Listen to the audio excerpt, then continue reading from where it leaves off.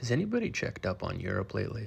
Since 2015, Europe's really shifted to this really exclusionary and limited understanding of what it means to be European, what European history is, to the point that the only way you can be considered European is if you're white. Hans Kunani, in his book Euro-Whiteness, talks about how this very rigid ethnic understanding of European identity is founded on the idea of only remembering internal European history, so primarily the Holocaust, while completely forgetting the external history of Europe, which is colonialism. But even in the way that it understands internal history is completely flawed.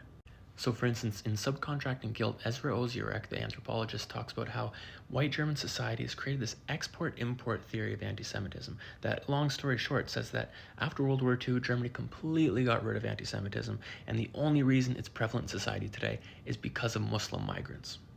Even though stats show that 90% of anti-Semitic attacks in Germany are done by white Germans, but they just kind of ignore that. Islam in much of white European society is thus becoming this kind of mirror image of what it means to be European, the opposite of it. So, for instance, in this one workshop for teachers that are talking about Islam in classrooms and how to look out for maybe extremist variants of it, one teacher just flat out said, "Oh, we just don't want Islam, period, in our classroom." But one thing people say is that, oh, well, the internal history we can remember because everybody was anti-Semitic in Europe before the Holocaust, whereas not everyone did colonialism. And it was only, one or two countries. The thing is, everyone kind of did do colonialism. Walter Rodney in How Europe Underdeveloped Africa really looks at how interconnected European colonialism was, that it wasn't just one country or two countries. He talks about how investors will always go where profit goes. So there was investors and capital coming from non-colonial powers that were directly influencing and directly invested in European colonial enterprise.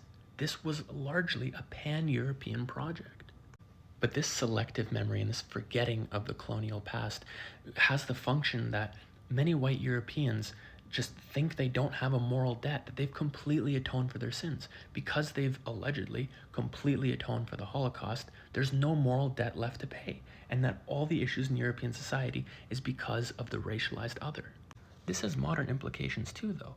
This warped understanding of history has helped justify the extremely cruel and violent bordering regime in Europe that has left the outside periphery, the outer edges of Europe, lined by ghettos. If the West wants to be a place that stands for universal human rights, one of the first things it has to do is properly audit its history and understand its past fully. If you want more in-depth information about any of the things